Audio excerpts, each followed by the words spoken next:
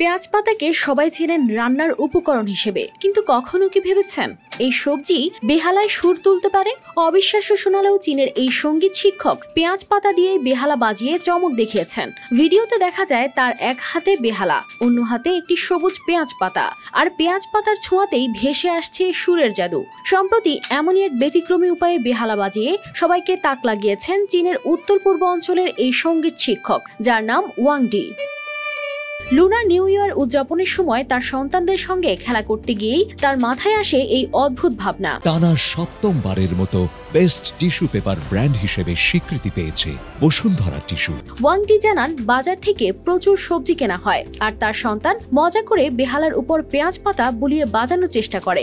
তারপর তিনিও তাতে যোগ দেন। শুধু পেঁয়াজ পাতাই নয়, সেদিন গাজর সহ নানা সবজিই যেন হয়ে ওঠে তাদের বাদ্যযন্ত্র।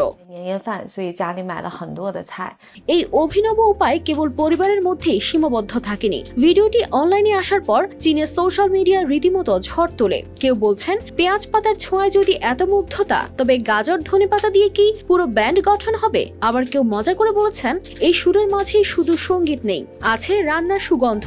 তবে পেঁয়াজ পাতা দিয়ে বেহালা বাজানো মোটেও সহজ কাজ নয়। এই সুরের মাঝেও রয়েছে নানা চ্যালেঞ্জ। পেঁয়াজ পাতা নরম ও ভঙ্গুর হওয়ায় তা স্ট্রিং ঠিকমতো স্পর্শ করতে পারে না। এছাড়া পরিবেশের আর্দ্রতা ও তাপমাত্রার পরিবর্তনের কারণেও বাজানোর ফলাফল বদলে যেতে পারে। চীনের উত্তর পূর্ব ও পূর্বাঞ্চলে পেঁয়াজ পাতা চাষ বেশ জনপ্রিয়। এমনকি কিছু অঞ্চলে সবচেয়ে লম্বা পেঁয়াজ পাতা জন্মানোর প্রতিযোগিতাও হয়। কিছু জায়গায় তো প্রায় 2.5 মিটার পর্যন্ত লম্বা পেঁয়াজ পাতা দেখা যায়। তবে সবকিছু ছাপিয়ে ওয়াং ডির এই সৃজনশীল প্রয়াস আবারও প্রমাণ করলো, সঙ্গীতের জন্য শুধু প্রতিভাই যথেষ্ট নয়, চাই উদ্ভাবনী চিন্তাও।柔软且易碎。কানেসপাদা মাসিমো, RTV।